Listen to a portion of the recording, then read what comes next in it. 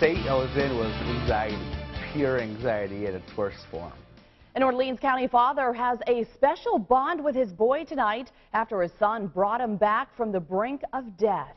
Good evening, I'm Jennifer Mobilia. And I'm Brett Davidson. The father's heart had stopped, but as Charles Molyneux reports in our top story, some middle school first aid training in CPR left his teenage son ready to come to the rescue.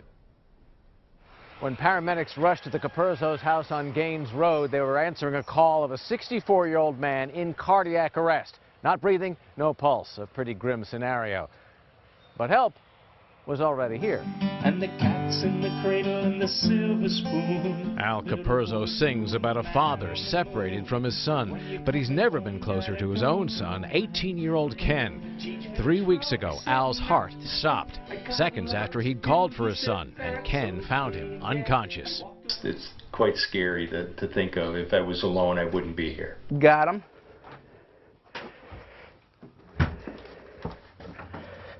Laid him right here. Very small airway.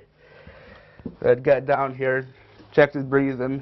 Ken called 911 and went to work for 5 long minutes till emergency crews got there, using CPR he'd learned in 7th grade health class at Albion Middle School. At that point, I was thinking of the worst. Very long 5 minutes. My imagination made it feel like 3 hours. Al Capurso now has an implanted pacemaker and wireless heart monitor, but only after he was rushed from the house and flown to Rochester General Hospital. And finally, they had called me back and they said, your father's alive, the tube's out of him, and he's breathing. It was the greatest moment of my life, and I just teared up and started crying. Al has no memory of the incident at all, just profound gratitude to his son and a resolve to seize what he calls a third chance at life.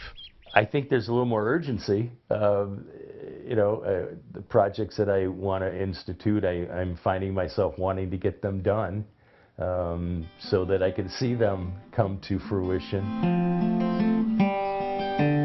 Al Capurso still faces weeks of rehabilitation to make sure he can get up and about. He says he'll really know he's made it when he gets out into the front yard to right this old rocking chair that was knocked down in the March windstorms. Ken is now seriously looking at becoming an EMT, or a nurse, or a doctor.